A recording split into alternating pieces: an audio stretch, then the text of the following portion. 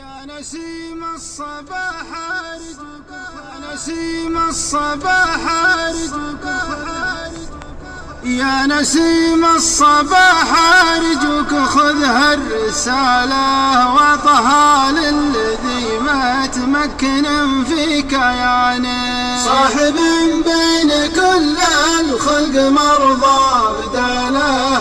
لو يجوني جميع الناس قاصي وثاني الصديق العطوف اللي ملكني دلاله في غلاته تفوق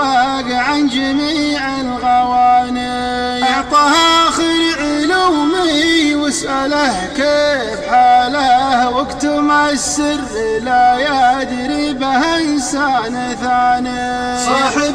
بين كل الخلق مرضى بداله لو يجوني جميع الناس قاصي وثاني كله البعد حده والزمن ما صفاله واخبره عن وصولي وش هو اللي حداني كان خلي مع دنياه سالي وداله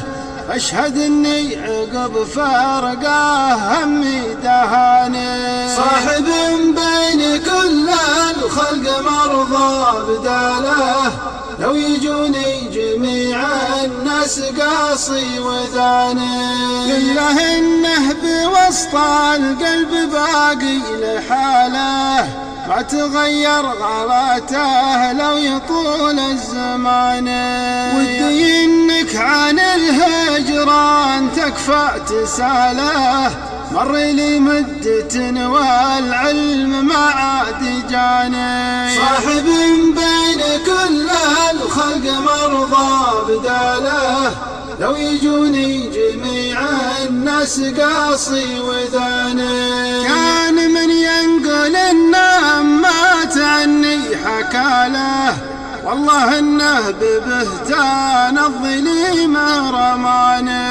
ثم قل له وش اللي من طرفنا جراله واسأله وين ذاك الود وين الحنان صاحب بين كل الخلق مرضى بداله لو يجوني جميع الناس قاصي وثاني انت نكر عن المضمون واخفى مقاله فاعلم انه تندم واختبط في البيان وتفاعل وقدم حجته واعتزاله اعتبر عشرته هانت وقلبه نساني صاحب بين كل الخلق مرضى بداله لو يجوني جميع الناس قاصي وثاني أدري إن الجفا ما كان يطري بباله فيه ناس لهم في الصد دار وشاني غيروا غالي كان الفراس ماله واختلف عن مسيره صاحبي في ثواني صاحب بين كل الخلق مرضى بداله لو يجوني جميع الناس قاصي وثاني